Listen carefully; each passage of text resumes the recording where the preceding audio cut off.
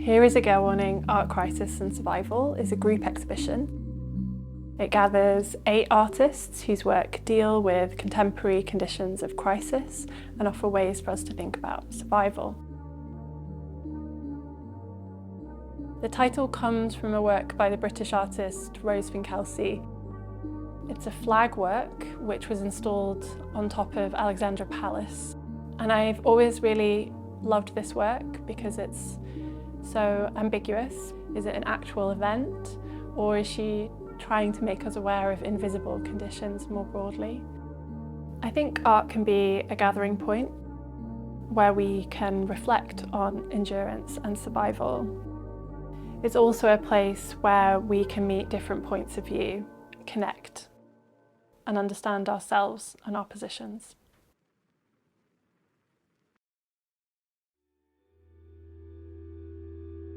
Pia Arke was born in 1958 and died in 2007. She was a Danish Greenlander artist whose work interrogated the legacies of Danish colonisation in Greenland. So we have 2 works by Arke in the exhibition, a video work titled Arctic Hysteria from 1996, and a photographic print untitled, torn, reassembled and annotated camera obscura photostat from 1993. Both works use an image of an Arctic fjord at Narsak in Greenland. She took this image with a large camera obscura that she built to the size and scale of a shelter. And she did that so she could go inside the camera as it was recording images of the landscape.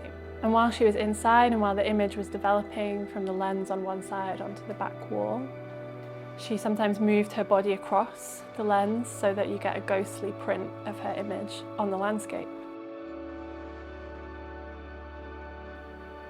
And this was one of the ways that she was interested in breaking with usual kind of more characteristic representations of Inuit indigenous people of Greenland, which sought to tie them directly to a kind of pure and untainted culture or landscape. This was a fiction for Arke that the Danish colonists constructed and preserved, even as it disempowered indigenous communities. And when we see images of Arctic fjords now, I suppose that they also call to mind climate catastrophe and particularly warming. And of course in 2025, these questions around Greenland and its status feel all the more prescient as the Trump administration has discussed a territorial acquisition of Greenland with its eye on the oil, minerals and global shipping routes opened up by the retreating Arctic ice. Justin Caguiat was born in 1989 and he lives and works between New York and Oakland. In Here is a Gale Warning, we have 2 works by Justin Caguiat. One called Pissing in the Stars, an untitled work from 2024 which is installed in the house. Caguiat's paintings are palimpsests composed of a psychedelic array of fragmented forms that run the gamut from animal to mechanical and art historical. In Pissing in the Stars, you can see a giraffe and a daisy chain and something that looks like a gate and a flag, maybe a heart, all just in the lower left corner. But they're also very abstract, and there are big plumes of colour, lots of different forms and shapes, tracery, all of which recall different aspects of art history, from symbolism, like the paintings of Odilon Redon, or Gustav Klimt's Secessionism, or Jean Hélion's Vitalism. Caguiat's paintings really summon these effects. They're almost atmospheric and they extend all the way to the limits of the raw canvas edge, as if they're uncontainable. Pissing in the Stars has a kind of constellation form in the middle, and this is both something that might help us to situate ourselves in the work and in the world, but it doesn't refer to any particular constellation. And as the rather cheeky title suggests, it might be telling us to avoid that kind of orientation altogether.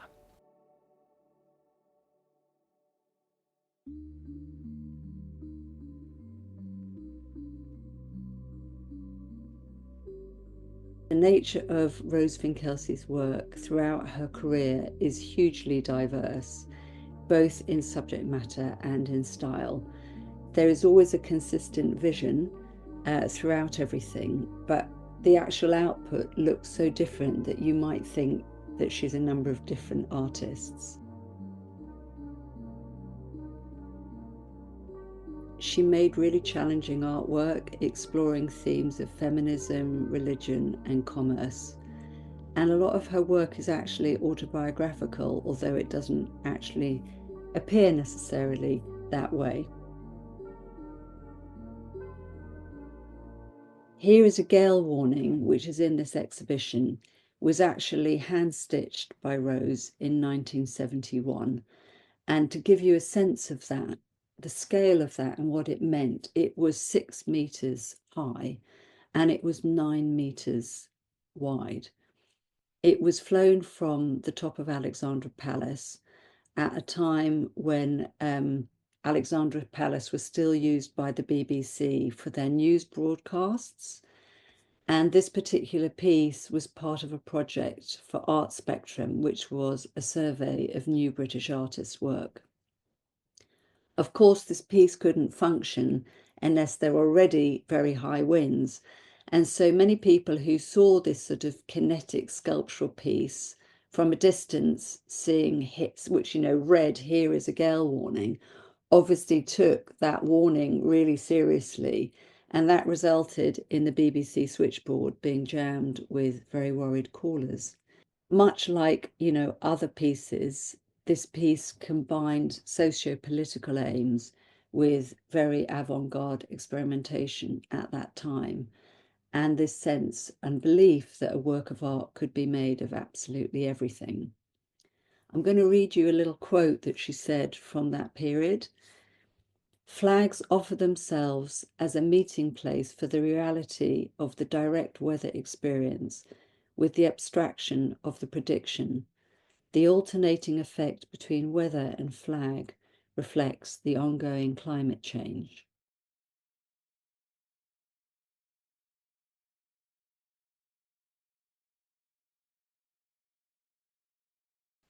Hello, my name is Candace Hill-Montgomery. I live in Bridgehampton, New York. I am 80 years old this weekend, and I've been making art for my whole life.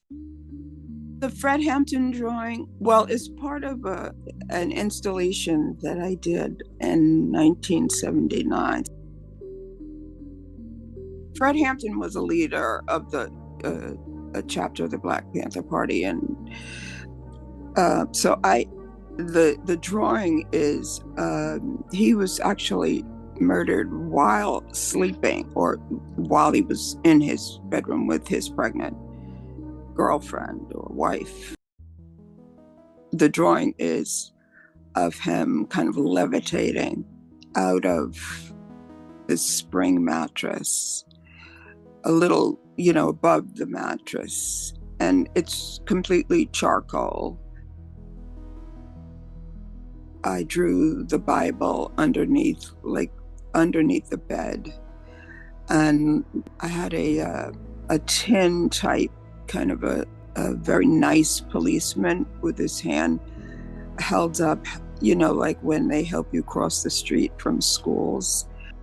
The policeman that we always saw as children helping, and you don't think a policeman coming in and just killing people like that. Come away if Count Celery stiff, lead I migrate to Count Zucchini's rediscovery.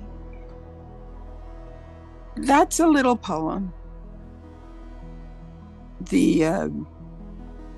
weave itself has the word if woven into the background.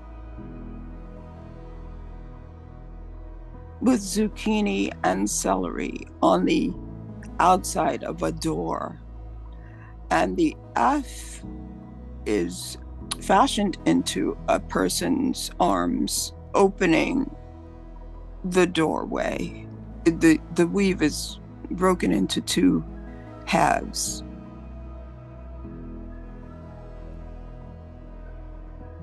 I live in the country with farms all around me. A lot of my work has to do with farmland. My grandmother was a farmer, and we went there every summer until Emmett Till was murdered, and my dad wouldn't let us go down there anymore.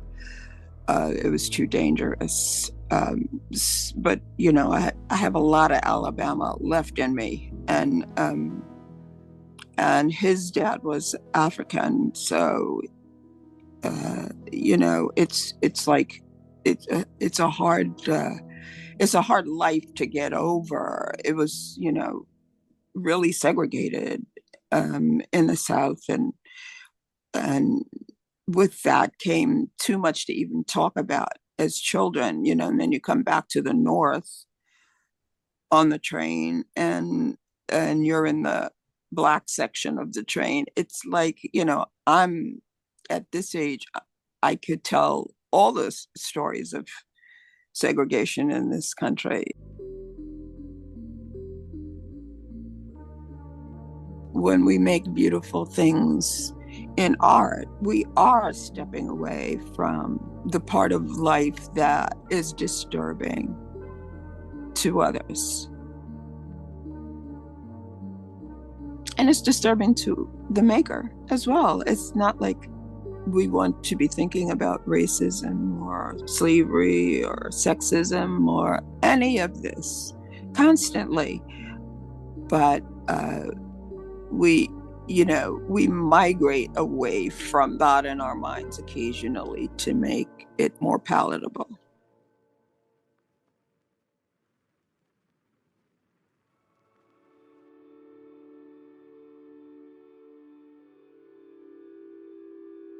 My name is Tomashi Jackson. I'm a visual artist, and I live and work in Cambridge, Massachusetts, in the United States.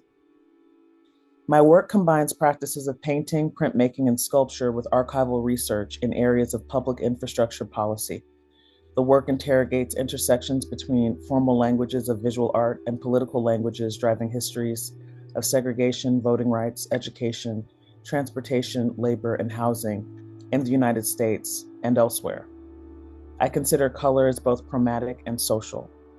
My work embraces compositional abstraction and investigates the intersection of color and its impact on the perceived value of human life and public space.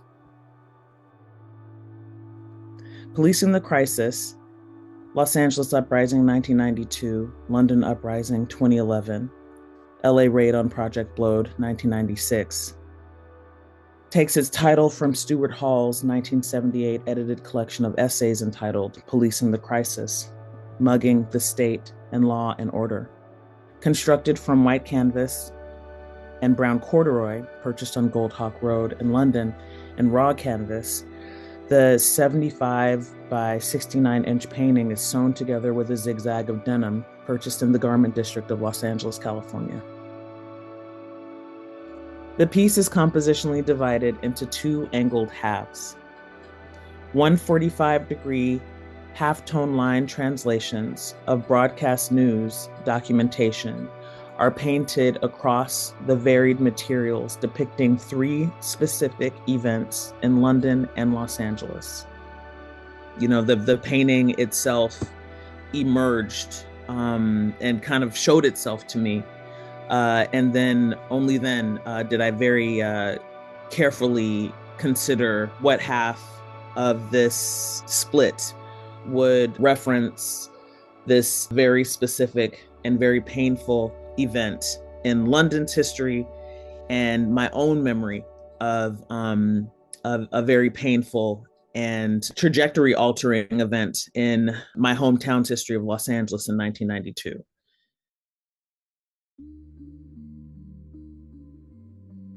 Tarek Lakhrissi is a Franco-Moroccan artist. He was born in 1992 and he works between Paris and Brussels.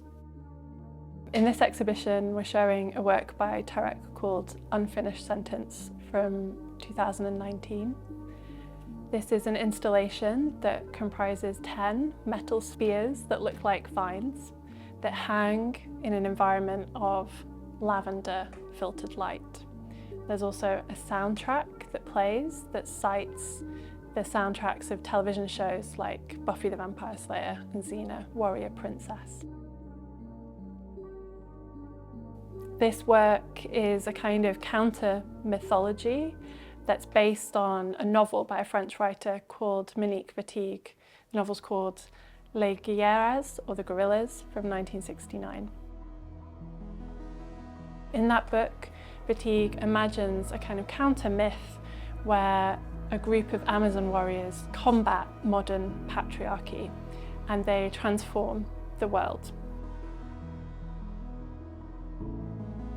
So Lakhrissi's installation materializes Wittig's epic poem in space, and when you're in the installation, it can feel a little bit like you're in the aftermath of a battle that's just happened, so maybe the aftermath of the guerrillas' war. Or maybe it feels a little bit also like a nightclub. You have this beautiful lavender light suffusing the space, so it might be the scene of a party. But the lavender light is also a reference to lavender culture, and it's an association with queer activism throughout history. So here, the installation is also a form of memorial for those struggles for queer rights. And so much as it calls to mind the specific citation of Les Guerrillas, it also makes us think perhaps about the struggle for gay liberation, for queer rights across history, so we can think back to those people who have fought for those struggles, as well as the present and continuing struggle, which many people are fighting for.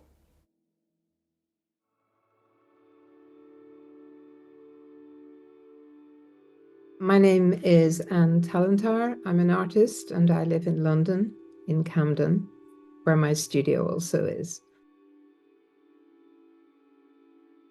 The key themes of my work are geographical dislocation and demarcation in relation to infrastructure, space and the negotiations of it, and systems that shape the built and lived environment, and finally, economics of labor. The Gap of Two Birds was produced in 1988. The video that is on show in the exhibition was originally part of an installation performance shown at the showroom in London. It actually began, the whole installation performance video began with a walk in the west of Ireland across a mountain called Momeen, which means the pass of the birds, and it in Irish, and relates to a natural gap between two peaks of this extraordinary terrain. I was playing with the name of the place, and also with a sense of anxiety about gaps in understanding, language, knowledge of place, relationship to place. The work began with me holding a Super 8 camera on a walk through this gap. And what you see are very hesitant, jerky movements of my journey.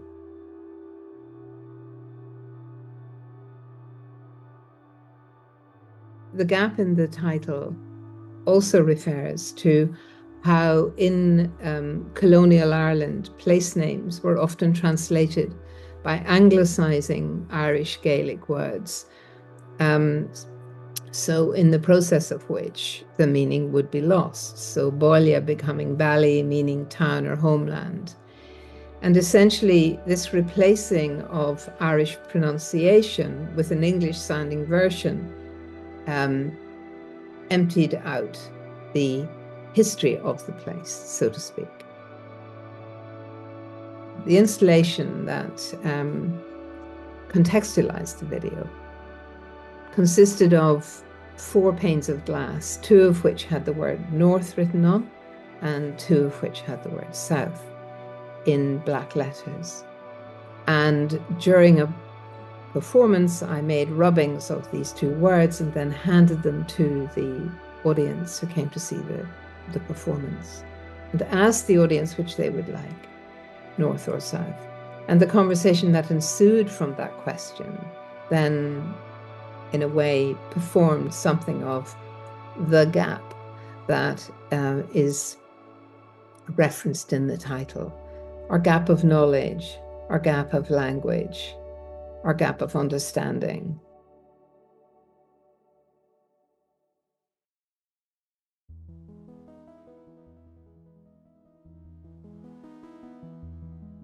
My name is Cecilia Vicuña. I'm a poet and artist from Chile. I live in New York most of the time, but I also spend a lot of time in Chile, in the mountains and the sea.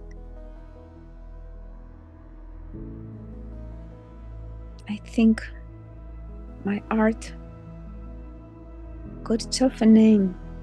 It's called Precarious, because it's about the beauty of what disappears and dies to be transformed into more life, more beauty, more complexity.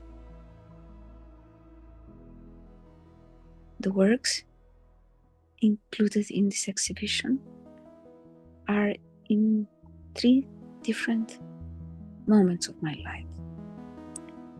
When I arrived in New York in 1980, I came here just to give a poetry performance, and somehow that performance was transformed into a long life in New York.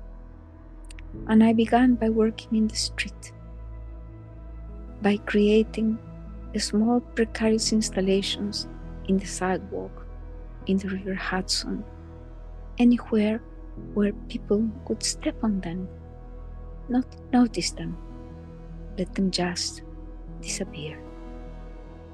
And I would watch how people did that. Sometimes people discovered them and would kneel and look at them as you look at the bird that has fallen from a tree and is crushed on the sidewalk. Most of the time, people didn't see them because people have lost the art of looking and seeing what's around. The second group belongs at the end of the 90s, just before we entered into the 21st century. And that work is called Cloud Net. And that work was born from a vision I had, where clouds wove a way of cooling the earth to slow down global warming.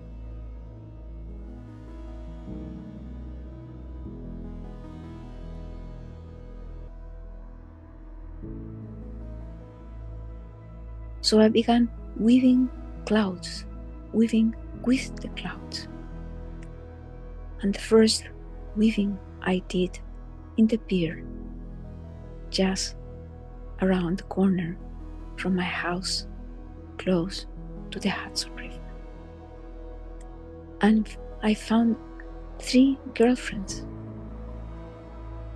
who wanted to be woven, dancing with me by the hands.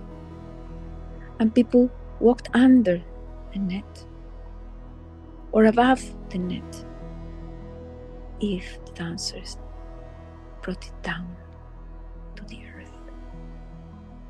And this weaving said, we will all disappear unless a new net worth is born, the worth of the net of life itself. The third work included is plastic vortex.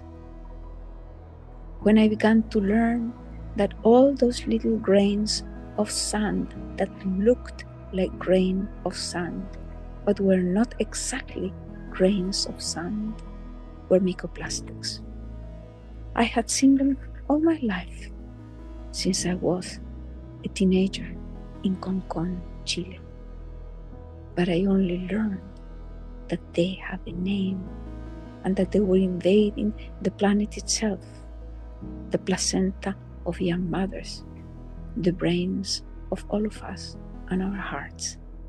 That's when I did the plastic vortex, gathering the plastic debris in the Concon beach in the southern Pacific Ocean in Chile.